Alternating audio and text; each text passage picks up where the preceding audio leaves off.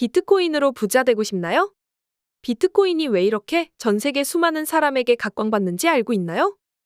그럼 이것부터 아셔야 해요. 바로 비트코인이 이 세상 가장 건전 화폐라는 것.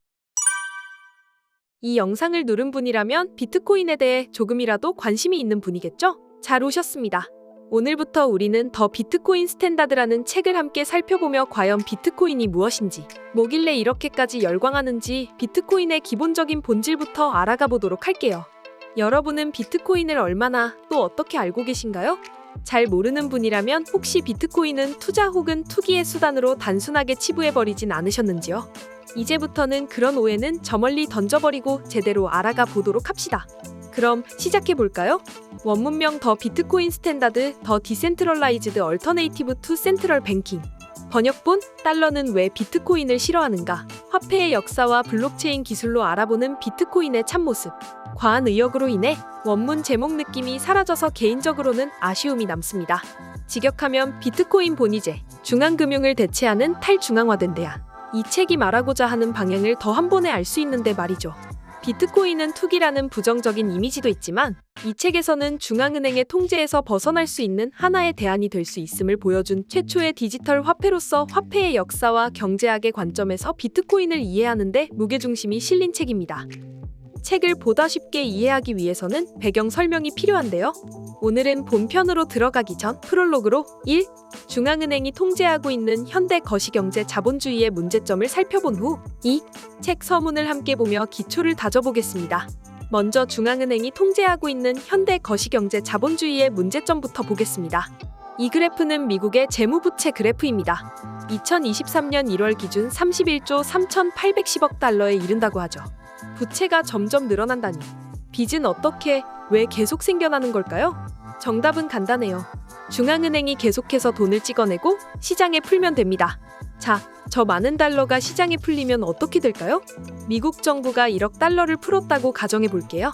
1억 달러를 풀었으니 당연하게 시장 통화량도 1억 달러가 늘어난다고 생각하실 텐데요. 사실은 아닙니다. 미국 정부가 시장에 돈을 풀면 사람들은 대부분 돈을 은행에 보관하므로 대다수의 돈은 시중은행으로 들어갑니다. 그렇게 해서 모은 예금 자금으로 시중은행은 대출을 판매할 수 있습니다. 그 대출은 얼마큼 나갈까요? 지급준 비율 10%의 10배인 1000%가 대출로 나갑니다. 즉 1억 달러가 시중은행에 들어가면 10억 달러가 시장에 풀리는 거예요. 이게 우리 삶에 어떤 영향을 끼칠까요? 물가가 올라갑니다. 물가가 오른다는 것은 여러분의 자산이 녹아내리는 것과 같아요. 물가의 척도를 가장 단순하게 보여주는 것이 금값입니다. 최근 20년 동안 금값은 약 600달러에서 2000달러까지 3배 넘게 올랐네요. 여러분은 2003년으로 돌아간다면 같은 돈으로 달러와 금 중에 무엇에 투자를 하실 건가요? 또 장 보러 갈 때 특히 물가 상승을 몸소 체감하실 텐데요. 같은 10만 원으로 장을 보아도 불과 5년 전과 지금의 장바구니 양은 확연히 다르죠. 당연히 물가는 오르는 거지 라고 물가 상승을 당연하게 생각하는 분들이 많을 텐데요. 물가 상승이 삶에 얼마나 크게 작용하는지 이 지도를 한번 보도록 할게요.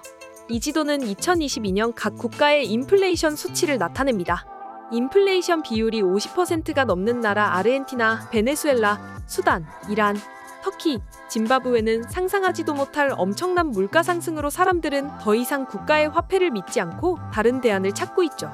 특히 초인플레이션으로 유명한 짐바브웨에서는 달걀 3알을 사기 위해서 100조 짐바브웨 달러를 내야 하고 베네수엘라에서는 쌀 1kg을 사기 위해선 몇백 장의 지폐가 필요하다고 하죠.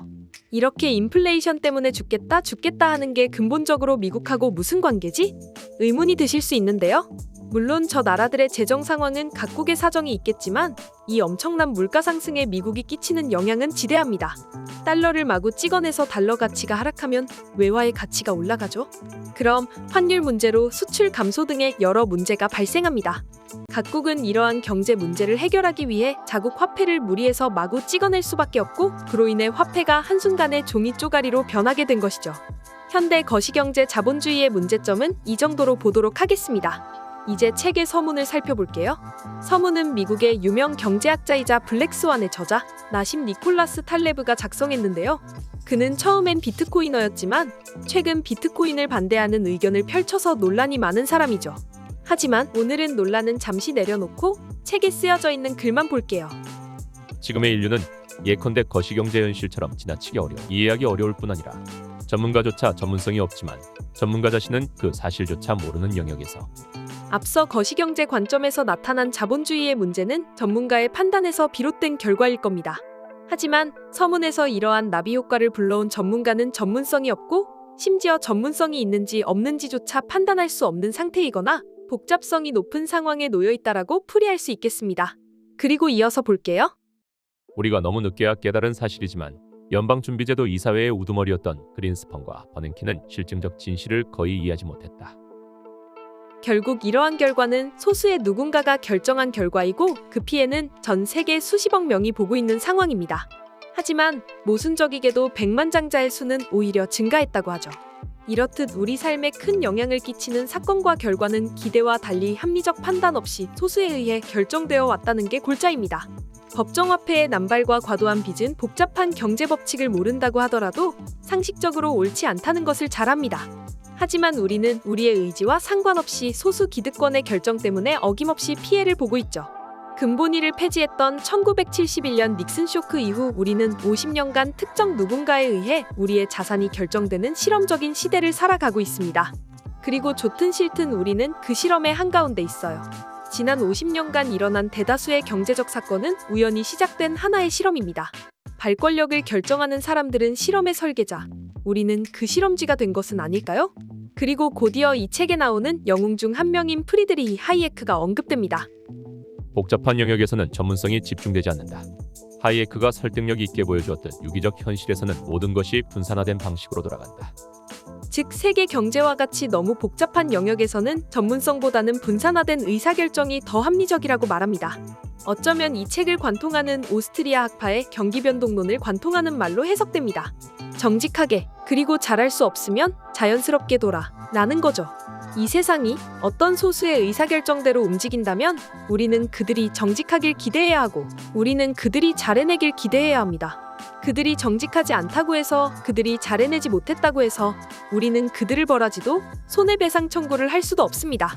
프롤로그에서 발췌한 이 몇 문장을 통해 이 책이 무엇을 말하고 싶은지 감이 오셨을 겁니다. 앞으로 우리는 이 책을 통해 돈이라는 건 어떻게 가치가 부여되었을 때 올바른 건지, 돈은 국가가 부여한 가치라는 색안경을 벗고 잠시 지구에 방문한 우주인의 입장에서 판단해 보려 합니다. 이 시리즈 끝에 다다랐을 때 여러분 스스로 지금의 상황이 과연 올바른 상황인지 판단할 수 있고 비트코인은 어떤 가치를 갖는지 논할 수 있게 되길 기대해 봅니다. 다음 영상부터는 본격 챕터별로 책 내용에 집중해 보겠습니다. 많은 의견 남겨주세요.